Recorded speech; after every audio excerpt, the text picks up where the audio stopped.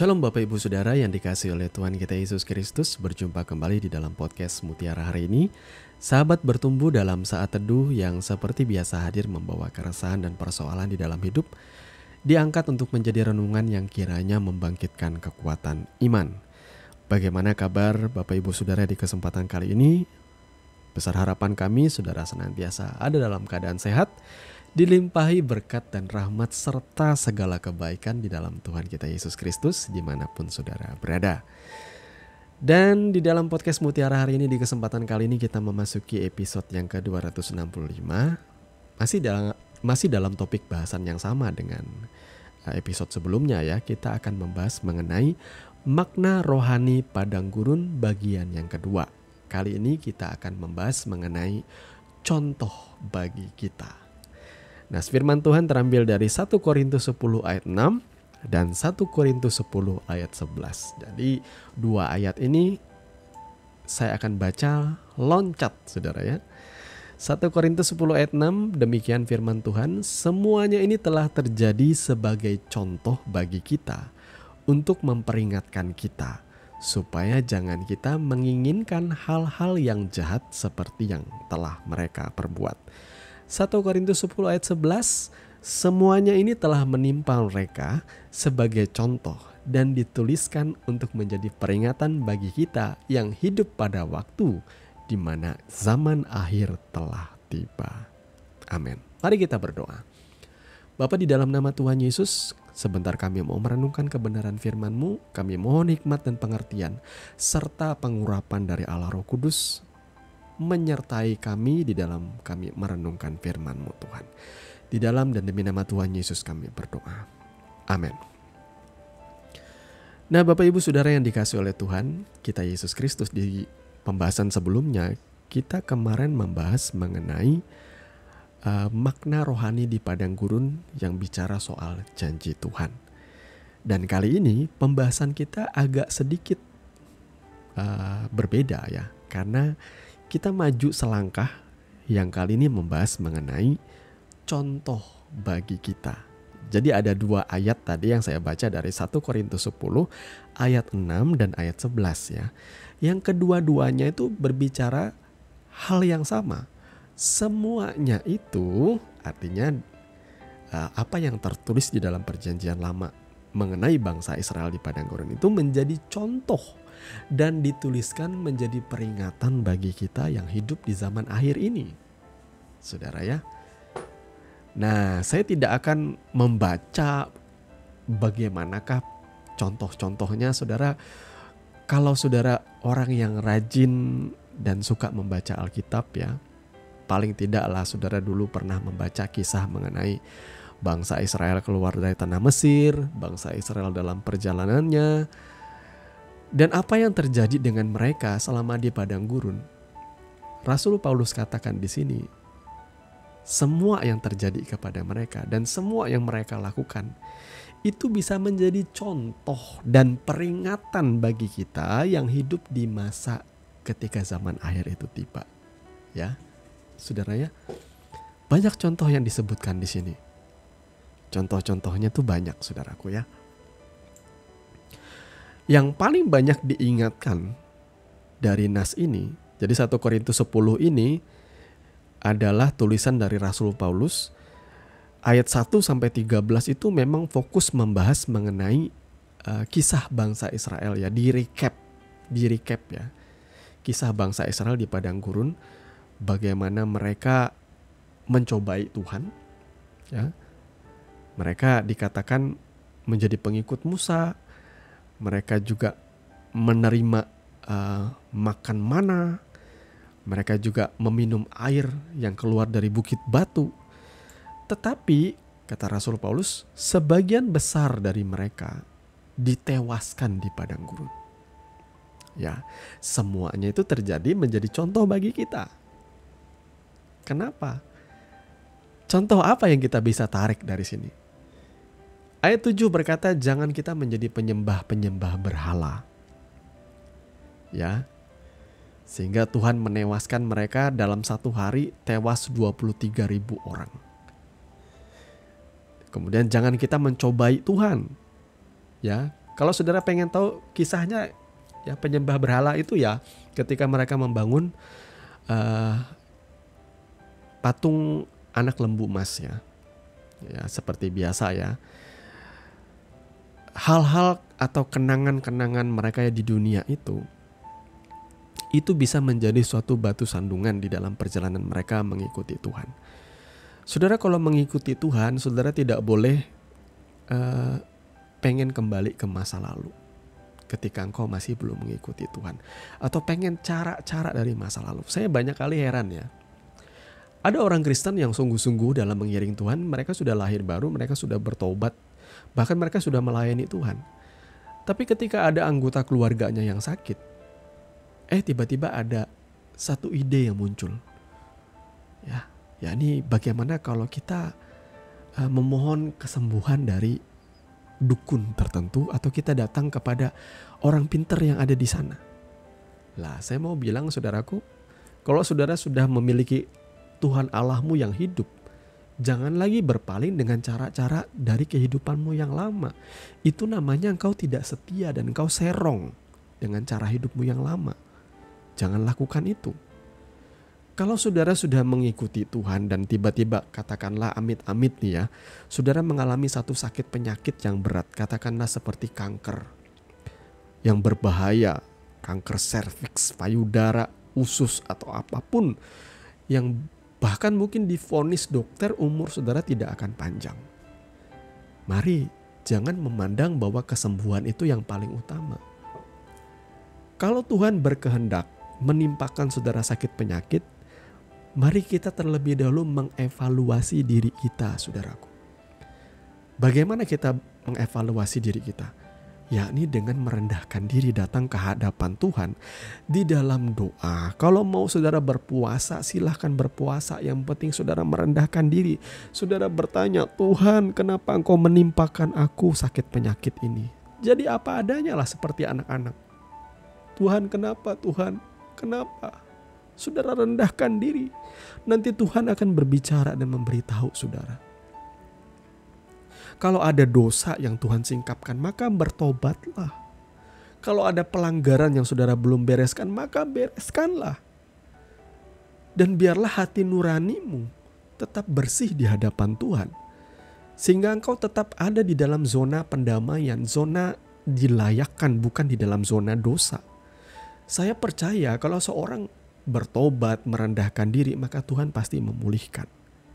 Ya, jadi sebagai orang percaya, silahkan kalau saudara mau didoakan di gereja, tetapi jangan terlalu banyak berharap saudara pasti akan menerima kesembuhan. Saya percaya bahkan kalau saudara Tuhan berkenan dengan saudara, saudara berdoa di rumah dengan sungguh-sungguh saja, Tuhan pasti memulihkan kalau Tuhan mau memulihkan saudara. Itu bukan soal bisa atau tidak bisanya, kalau Tuhan mau. Tuhan mau kalau engkau mau dan engkau bersungguh-sungguh berbalik kepada Dia. Tapi kalau Tuhan pun tidak menyembuhkan, belajarlah dari iman pahlawan-pahlawan iman di dalam Alkitab. Daniel berkata, kalau Tuhan tidak menolong sekalipun, aku tidak akan sujud menyembah kepada patung dewa yang raja dirikan. Kalaupun Tuhan tidak menolong, kami lebih baik memilih mati di dalam iman kami. Jadi perhatikan di sini. Kalau Tuhan tidak menyembuhkan sakit saudara, lebih baik saudara mati di tangan Tuhan yang hidup daripada saudara mulai kembali dengan cara-cara hidup saudara yang lama dan menyakiti hati Tuhan. Wow, di sana ada orang pintar yang bisa bicara kepada roh nenek moyang kita. Nanti kamu bisa sembuh. Kamu tinggal bawa ini, bawa itu, bayar sekian, bawa ayam warna hitam, bawa sesajen ini. Dan itu menyakiti hati Tuhan, saudaraku. Saya lebih baik memilih berharap pada Tuhan. Sembari kalau saya punya uang, maka saya lebih memilih untuk melakukan pengobatan secara medis. Seperti itu. Kalau saya mati di rumah sakit, ya sudah, saya mati di dalam Tuhan. Saya tidak mati di dalam kemurtatan saya. Saudara ya. Jadi jangan kita menjadi penyembah-penyembah berhala hanya karena kita tidak sabar menanti waktunya Tuhan. Ya, kadang-kadang kita tuh pengen mendapatkan jawaban yang instan. Ingatlah, segala sesuatu yang instan itu bukan cara Tuhan. Tuhan itu selalu mendidik umatnya dengan melalui suatu proses pendewasaan. Lalu di sini jangan kita mencobai Tuhan seperti yang dilakukan oleh beberapa orang dari mereka sehingga mereka mati di pagut ular, saudara ya. Banyak orang mencobai Tuhan dengan cara menggerutu. Dikasih Tuhan makan mana, mengeluh, minta daging. Dikasih Tuhan burung puyuh, menjadi orang yang gila seperti psikopat. Makan daging gak dimasak, saking rakusnya. Saking kayak gimana ya, seperti tidak menghormati Tuhan, seperti itulah dalam hidupnya. Hati-hati dengan orang yang seperti ini. Yang ketika sudah ditakar oleh Tuhan berkat tidak bersyukur, yang ketika dicukupkan oleh Tuhan masih mengeluh. Hati-hati saudaraku, Tuhan bisa mengirim ular-ular masalah-masalah baru dalam hidupmu. Maka lebih baik saudara mengucap syukur deh. Karena sekali lagi semua itu dijadikan contoh bagi kita. Ya Tuhan berkuasa gak mengirimkan ular? Iya. Kalau ia sebel sama kita, sudah dikasih ini tetap gak mengucap syukur. Ya, menjadi umat Tuhan itu harusnya punya mental anak-anak Tuhan yang menghormati Tuhan, saudaraku ya. Jangan mental saudara tuh mental penjahat, mental kriminal, mental yang tidak tahu berterima kasih. Itu bukan ciri-ciri son of God, bukan ciri-ciri anak-anak Tuhan, bukan. Ya. Karena kita diingatkan ya, bahwa pencobaan-pencobaan yang kita alami di dunia ini itu adalah pencobaan-pencobaan biasa. Tuhan tidak pernah mencobai kita melampaui kekuatan kita. Jadi ingat ya saudara ya, bahwa apa yang terjadi di padang gurun, yang terjadi kepada bangsa Israel, saudara silahkan baca ulang. Karena saya pribadi ya, kalau membaca kisah perjalanan bangsa Israel itu seru saudara ya. Dulu saya baca itu seperti sebuah kisah dongeng ya, dongeng Alkitab. Tapi yang saya akhirnya pahami sekarang bahwa itu ternyata bukan dongeng. Itu adalah sebuah kenyataan yang memang pernah terjadi. Itu adalah sebuah fakta. Terlepas dari apakah kita percaya keajaiban-keajaiban itu memang terjadi, saya percaya saudaraku. Semuanya itu memang terjadi. Ya, bagaimana tangan Tuhan membebaskan bangsa itu, bagaimana tangan Tuhan menyertai mereka dengan mujizat dan keajaiban, bagaimana tangan Tuhan memelihara bangsa Israel di padang gurun. Saya percaya bahwa semuanya itu terjadi dan itu bukan sebuah dongeng. Nah, hari ini tangan Tuhan yang sama sedang menyertai saudara di dalam kehidupan saudara, di dalam hari-hari ini. Tuhan menyertai. Bahkan dengan perjanjian yang jauh lebih kuat, yakni di dalam Yesus Kristus. Harusnya kita lebih baik daripada bangsa Israel. Karena kita memiliki kesaksian yang jauh lebih banyak. Ya, kita memiliki contoh yang terbentang di hadapan kita, yang tertulis di dalam kitab suci kita. Sehingga kita bisa memilih untuk tidak mengulangi kesalahan yang mereka lakukan di padang gurun. Kita tidak lagi menjadi orang yang bersungut-sungut. Saudara tahu bersungut-sungut? Menggerutu terus di hadapan Tuhan. Ya. Kalau saudara melakukan hal ini ya saudara manusiawi. Tapi kalau saudara diingatkan oleh Tuhan, berarti Tuhan sayang dengan saudara. Tuhan pengen saudara jangan menggerutu lagi ya. Jangan mengeluh lagi. Melainkan mengucap syukurlah di dalam segala hal. Sebab itulah yang dikehendaki oleh Tuhan Allah kita di dalam Yesus Kristus. Kalau saudara khawatir, maka naikkanlah doa dan permohonanmu dengan ucapan syukur. Semuanya itu sudah banyak disebutkan di dalam perjanjian baru. Dan semuanya itu bisa menjadi nas-nas atau ayat-ayat favorit saudara. Nah, sekarang tugas kita ialah mari kita melakukannya. Jangan menjadi orang yang menggerutu lagi, jangan menjadi orang yang mengeluh lagi, jangan menjadi orang yang berbalik kepada cara hidup yang lama dan menyembah berhala yang menyakiti hati Tuhan. Ya, masa lalu bisa saja membuat saudara teringat-ingat. Ya, saya bertobat di usia 17 tahun Dan pada waktu itu ada begitu banyak anak-anak muda yang lain, teman-teman saya juga, yang sungguh-sungguh di dalam mengikuti Tuhan. Tetapi dalam perjalanan mereka mengikuti Tuhan, mengiring Tuhan, mereka tidak menanamkan akar kehidupan rohani mereka dalam-dalam bersama dengan Kristus. Sehingga satu kali mereka kecewa. Dan akhirnya mereka teringat dengan kehidupan mereka di masa lalu. Ada beberapa teman saya pemakai narkoba dan juga seorang yang suka sekali hampir tiap hari minum minuman keras. Akhirnya mereka melarikan kekecewaannya kepada Tuhan dengan kembali ke cara hidupnya yang lama. Bangsa Israel juga sama, ketika mereka di dalam perjalanan mereka mengeluh ikut Tuhan, katanya susah.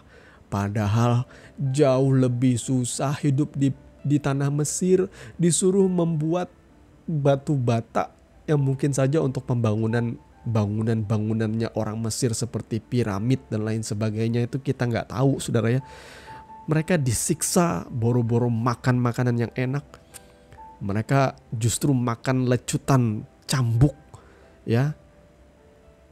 Bayangkan kalau mereka nggak makan, mereka ditindas, bahkan banyak yang mati. Bisa-bisanya mereka mengeluh, menggerutu ikut Tuhan. Mereka lupa di tanah Mesir mereka tuh menjadi budak, bukan orang merdeka. Sekarang mereka ikut Tuhan enak, setiap hari disediakan makan minum, dipelihara oleh Tuhan. Walaupun nggak, ya dalam tanda kutip ya, belum masuk tanah perjanjian, tetapi tidak seharusnya mereka menjadi orang-orang yang durhaka, yang mendurhakai Tuhan ya, seperti itu. Mari kita juga belajar, kalau saudara yang sudah ditebus oleh darah Kristus, jangan lantas saudara berpikir bahwa semuanya itu oleh karena aku.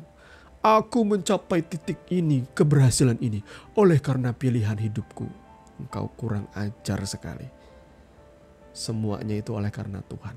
Jangan lupakan juga orang-orang yang menempatkan engkau di situ. Saya banyak melihat orang-orang muda yang dalam kesombongannya bisa berkata seperti itu. Mereka lupa ada orang-orang yang mengangkat mereka, ada orang tua, siapapun yang mengangkat mereka sampai titik itu. Mereka dengan bangga berkata, aku sampai titik ini oleh karena pilihanku. Wah, seenaknya. Lalu akhirnya ia meninggalkan Yesus. Itu orang yang kurang ajar. Orang seperti itu biar saja keluar dari kasih anugerah Tuhan. Biar saja dia menjadi anak yang hilang.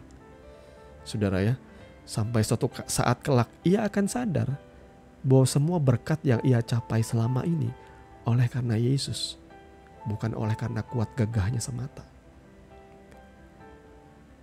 Jadi saudaraku, mari saya mau mengajak saudara kita semua menyadari bahwa kisah yang tertulis mengenai bangsa Israel di padang gurun itu bisa menjadi kisah kita juga yang sangat relevan di zaman sekarang.